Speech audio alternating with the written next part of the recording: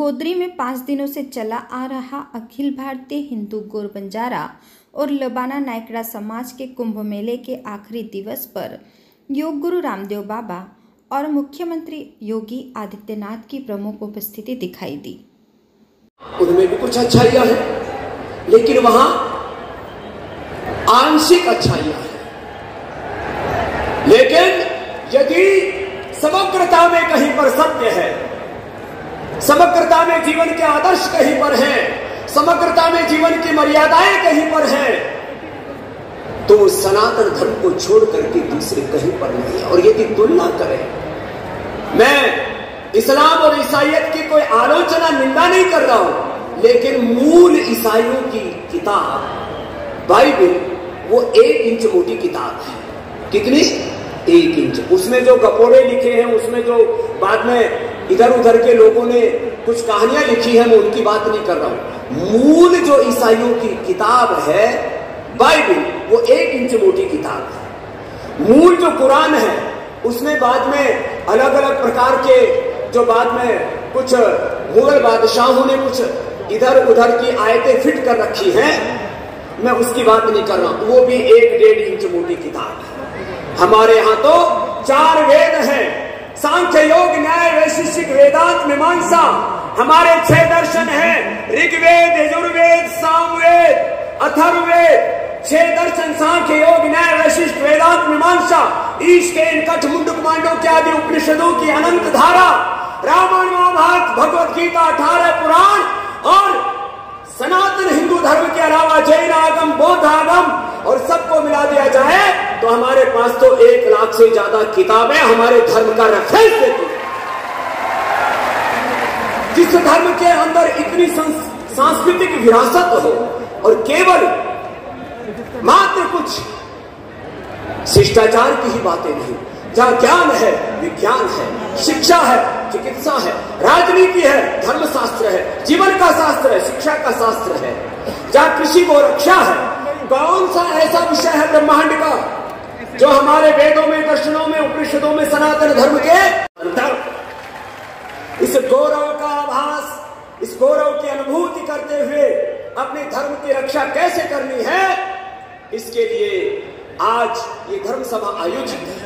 और यह 1 दिन का आयोजन नहीं, ये तो हमारे जीवन की सतत यात्रा है, प्रवाह है। और इसके लिए मात्र आरएसएस को और संघ को ही नहीं, इसके लिए मात्र धर्म जागर मंच को ही नहीं, आज जितने यहां पर व्यक्ति आए हैं, एक व्यक्ति संकल्प लेकर के जाए कि जो भाई हमसे किसी कारण से बिछुड़ गए, उनकी घर वापसी करानी है, और एक भी व्यक्ति को अब विधर्मियों के चंगुल में नहीं फंसने देना है, ये संकल्प लेकर के जाना है। इसके लिए आज इतना बड़ा ये पुरुषार्थ किया गया है। तो एक बार फिर से बोलिए प्यार से, जय सेवालाल।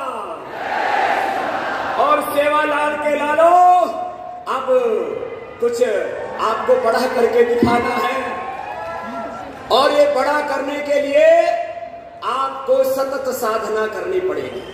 बंजारा समाज में भी काफी समर्थ लोग हैं, मैं मिला हूं, और आज भी यहां पर मात्र महाराष्ट्र नहीं, महाराष्ट्र के साथ साथ आंध्रा से, तेलंगाना से, वहां के भी बंजारा समाज के बीच मैंने कई कार्यक्रम किए। मैंने देखा बड़ा जुझारू समाज है, वीर पराक्रमी समाज है। बंजारा समाज को कुछ लोग कहते हैं घुमंतु समाज है, थोड़े कुछ गरीब लोग हैं, माना कि कुछ अभाव हो सकता है, आर्थिक दृष्टि से माना कोई थोड़ा कमजोर हो सकता है, लेकिन बंजारा समाज का आत्मबल इतना प्रबल है, वो हिमालय से भी कहीं ज्यादा प्रबल है। जैसे कोई हिमालय को नहीं डिगा सकता, बंजारा समाज को कोई कैसे अपने स्वधर्म से, अपने सनातन धर्म से कैसे विमुख कर सकता है। महाराष्ट्र, आंध्रा, तेलंगाना, कर्नाटक, मध्य प्रदेश, पंजाब, राजस्थान आदि अनेक प्रांतों से आप इतना पुरुषार्थ करके आए हैं। हमारे यहाँ समानता है। हिंदू धर्म में ब्राह्मण, क्षत्रिय, वैश्य, शूद्र, दलित, आदिवासी, वनवासियों में अलग अलग समाजों में भेदभाव है। हमारे यहाँ समाजों में भेदभाव नहीं है। भेदभाव करने वाले कुछ व्यक्ति हो सकते हैं, व्यक्तियों पर मत जाइए, परिस्थितियों पर मत जाइए, अलग अलग कालखंडों में किसी ने क्या किया उस पर मत जाइए। सनातन धर्म वो धर्म है जिसमें किसी के भीतर हमने भेदभाव नहीं देखा। सनातन धर्म में हमने तो सबके भीतर एक परमात्मा का दर्शन किया है, ये सनातन धर्म। तो कोई आपसे कहे कि यहां पर ब्राह्मण श्रेष्ठ है, क्षत्रिय वैश्य और आपस में कोई भेदभाव की दीवारें खींचते हैं शूद्र दलित आदिवासी वनवासियों के नाम पर, तो मैं वेद के एक ऋचा बोल रहा हूं। ब्राह्मणों से मुखमासीत बाहु राजन्यः कृतः वृत्तदस्य यद वैश्यः पदभ्याम शूद्रो अजायत कह करके जो कहते हैं कि कोई भेदभाव है, ऐसा नहीं। जो अज्ञान को दूर करे वो ब्राह्मण, ये जाति से। अब हो सकता है कोई अलग अलग अपने अपनी व्याख्याएं करता हो, लेकिन मैं तार्किक, वैज्ञानिक, सार्वभौम और धर्म संगत, न्याय संगत शास्त्र के अनुरूप एकम सत्विप्रा बहुधा वदते एकत्वम अनुपश्यता सहनावत एकत्व सह अस्तित्व और विश्व बंधुत्व का जो उद्घोषक हमारा सनातन धर्म, उसके अनुरूप इस वेद की ऋचा को आपके बीच में जाए। जो अज्ञान को दूर करे वो ब्राह्मण, किसी भी कुलवंश जाति में पैदा होकर के मनुस्मृति के संदर्भ हो उसके लिए, श्लोक हो उसके लिए।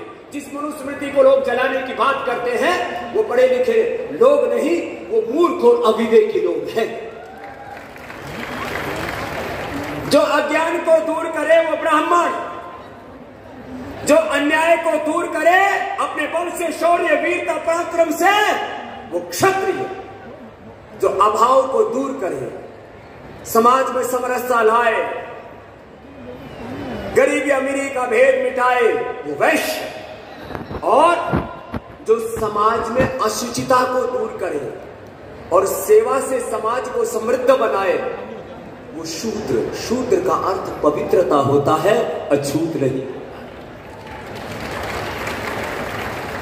और ये आपके भीतर है। मैं तुम्हारे सामने खड़ा हुआ एक सनातन धर्म का सन्यासी कह रहा हूं, मैं मस्तिष्क से ब्राह्मण हूं। सुन लो सब, ये बोलना कोई आपका आरोप लगाए, सनातन धर्म पर आरोप लगाए, ये हमारा मस्तिष्क ब्राह्मण है सभी का, और इससे विवेक से काम लेना, किसी के बहकावे में नहीं आना। हमारा ये दिमाग क्या है बोलो? ब्राह्मण। क्या है बोलो? आज आए हो और धर्म कुंभ में आकर के धर्म को धारण न करके जाओ। जो धारण किया जाए वही तो धर्म है, और जिससे बचाया जाए वो अधर्म है। तो क्या बोला? ये सबका दिमाग क्या है बोलो? जोर से बोलो। और ये भुजाएं क्या है? क्षत्रिय हैं। भुजाएं क्या है बोलो? और इसके नीचे इधर क्या है? वैश्य है। नीचे क्या है बोलो? अरे पूरे शरीर में खून कहां से पहुंचता है, पूरे शरीर की शक्ति कहां से पहुंचती है? यही से तो पहुंचती है। और इस पूरे शरीर को जो चला रहा है, उसको यदि कोई शूद्र बोले तो शूद्र सारे समाज का आधार है, उसकी नींव है, उसकी ताकत है, उसकी ऊर्जा है, उसके बल पर सारा देश खड़ा है। अच्छा, मैं आया तब जगत गुरु जी के मैंने चरणों को प्रणाम किया कि माथे में माथा मारा। सनातन धर्म शूद्र को प्रणाम करता है। यदि कोई ऐसी भी व्याख्या करे, करने दो।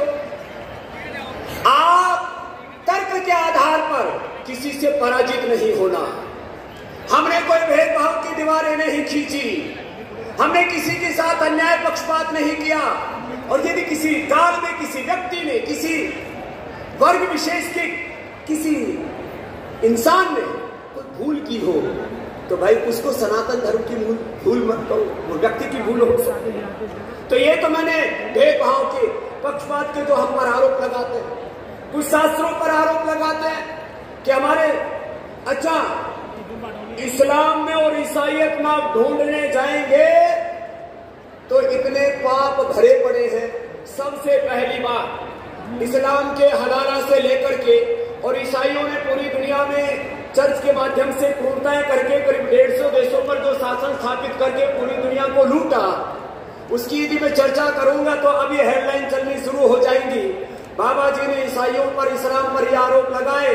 अरे हमने आरोप नहीं लगाए, इनके कर्म ही ऐसे हैं। इतिहास उठा करके देख कितने पाप ईसाइयों ने किए, कितने लाखों लोगों को नहीं, करोड़ों लोगों को क्रूरतापूर्वक इन्होंने हत्याएं की हैं, और उसके बाद अपने ईसाइयत का साम्राज्य फैलाया है। इनके इनके हाथ खून से सने हुए ईसाइयों के, चर्च के। ये तो पूरा खून इतिहास है चर्च का। पूरी दुनिया में अपना साम्राज्य स्थापित करने के लिए जो चर्च ने पाप किए वो दुनिया में किसी से अछूता नहीं है। और इस्लाम ने तो क्रूरता की हदें पार कर दी साहब। हिंदुस्तान का एक भी कोई व्यक्ति अपनी मर्जी से मुसलमान नहीं बना। भय दिखा करके, प्रलोभन से, और उस समय के मुगलों ने क्रूरता से अपने लोगों को, जो साधारण वनवासी लोग थे, ग्रामवासी लोग थे, अरण्यों में रहने वाले ईश्वर के उपासक लोग थे, उनके साथ क्रूरताएं करके इस्लाम को फैलाया। अब वक्त आ गया है, अब हिंदू जागृत हो गया है, हिंदू संगठित हो गया है, हिंदू सबल हो गया है। अपने से बिछुड़ गए उन भाइयों को भी वापस लाना है, और जो ईसाइयों ने और इस्लाम ने जो पाप किया उसको धोने का वक्त आ गया। ये संकल्प आपको लेकर के अब उसके लिए अलग अलग प्रकार से हमें पुरुषार्थ करने पड़ेंगे, और आपसी सब भेदभाव की दीवारों को ढा करके, एक दूसरे को हृदय से लगा करके। देखो, जो हिंदू समाज में जो सबल लोग हैं, वो भेदभाव तो लगभग छूट गया है। कुछ लोगों ने न जाने कहां से गलतफहमियां प्रारंभ की थी, आपस में भेदभाव की दीवारें खींची थी। अब 99% तो सभी प्रकार की भेदभाव की दीवारें ढह चुकी है। अब वक्त है, हम जब भी अपना कोई हिंदू भाई संकट में हो, कोई अपना गांव का एक आदमी गरीब हो जाए, तो गांव के सब लोग उसकी मदद में हाथ बढ़ाएं। ये संकल्प यहां से लेकर इस गांव में भी कुछ समर्थ लोग जो अनपढ़ है उनको पढ़ाएं, लोगों को अवसर दिलाएं आगे बढ़ने के लिए। हमारे देश में भी बहुत से अवसर हैं। ओबीसी समाज से लेकर के जो दलित है, शोषित है, वंचित है, पिछड़े हैं, उनके लिए आरक्षण आदि के विधान हैं। शिक्षा, चिकित्सा आदि में भी अनेक प्रकार की सुविधाओं के विधान हैं। लेकिन कभी भी किसी भी कारण से किसी के पास धन कम या ज्यादा हो सकता है। जिनके पास धन, पैसा, ऐश्वर्य कम है, वो अपने आप को हीन न समझे। मैं भी एक अनपढ़ माँ बाप के घर में बहुत साधारण से परिवार में पैदा हुआ। गवर्नमेंट स्कूल में पढ़ा हूं। 5वीं कक्षा तक 1 रुपए भी फीस नहीं लगी थी। 6ठी कक्षा में 2 रुपए फीस लेकर के पढ़ा।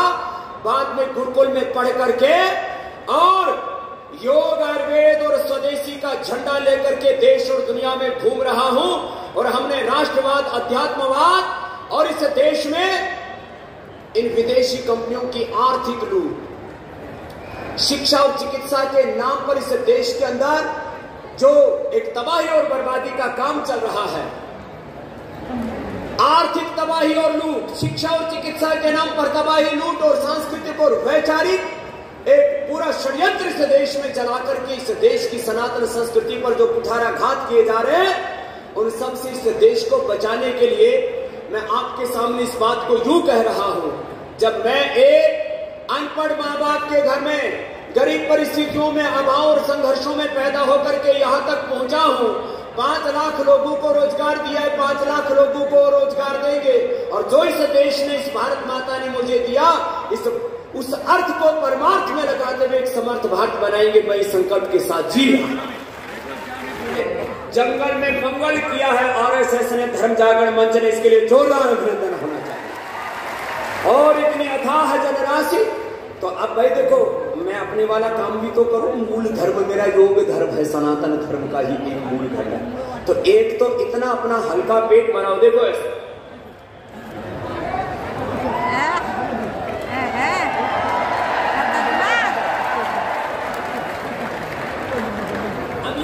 इतना पेट घुमाने के लिए तो शरीर पर नियंत्रण करना पड़ेगा। और नियंत्रण कितना होना चाहिए? योगी जी महाराज के आने से पहले हम अपना योग पूरा कर लेते। तो देखो, तुम्हारे अपने बच्चों को सुनो रे जवान लड़कों, सामने बैठे हुए हैं। एक बार इन जवानों के लिए जोरदार तालियां बजाओ। जवान बच्चे आगे बैठे गए, बड़े ऊर्जावान समाज है। मैंने कहा ना, बंजारा समाज तो वीर और पराक्रमी समाज है। तुम्हें पैरों के बल पर ही नहीं, मेरी तरह से हाथों के बल पर भी चलना आना चाहिए।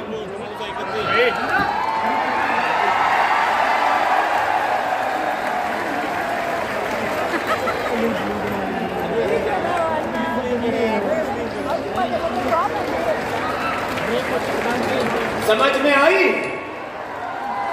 सुबह सूर्य नमस्कार करते हो?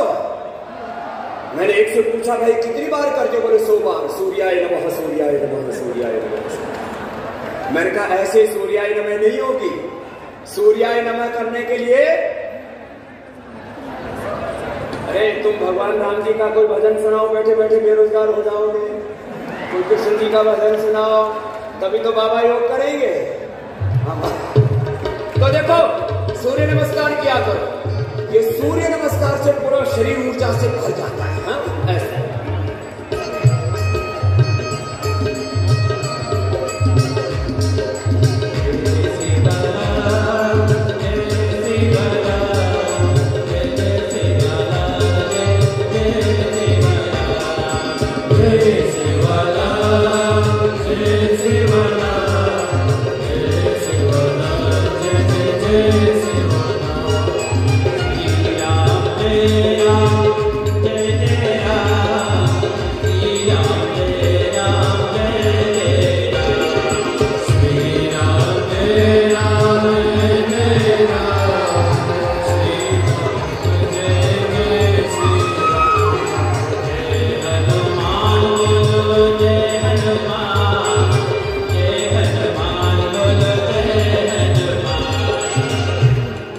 देखो, शिवाय नमः शिवाय, हर हर भोले नमः शिवाय, ओम नमः पार्वती पतये हर हर।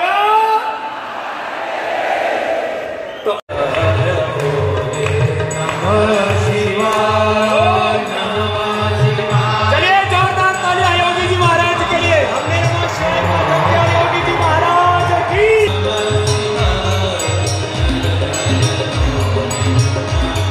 आपके अनुशासन के लिए आपका अभिनंदन है।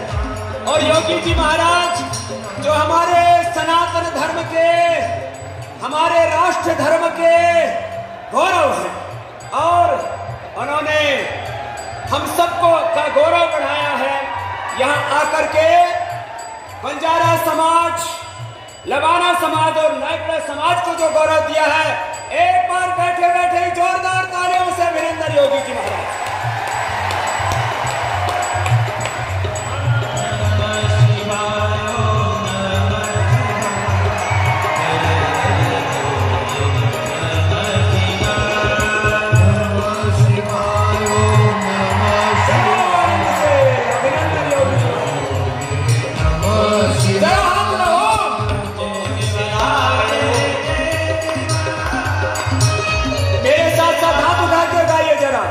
गंगाधराय शिव गंगाधराय, हर हर भोले नमः शिवाय। शिव गंगाधराय शिव गंगाधराय, हर हर भोले नमः शिवाय। नमः शिवाय, नमः शिवाय। जरा दोनों हाथ उठा के, मजा नहीं आया? एक साथ नमः पार्वती पतये हर हर।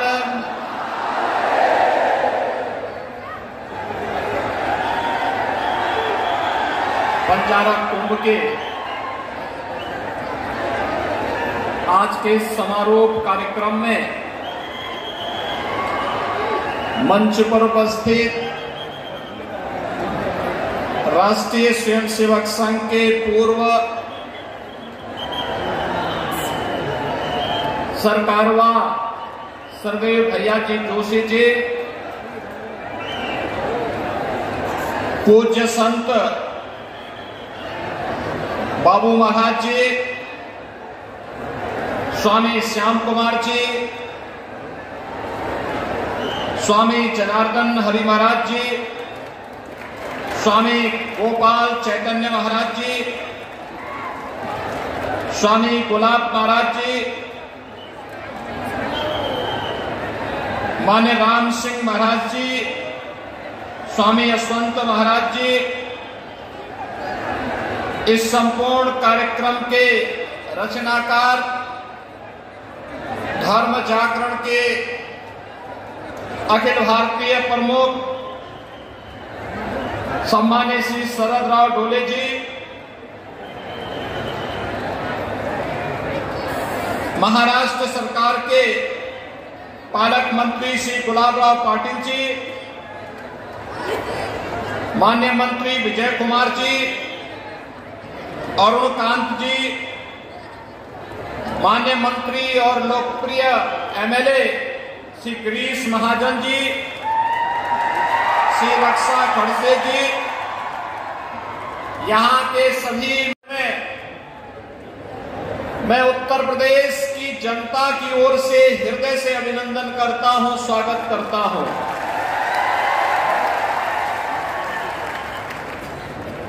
कुंभ का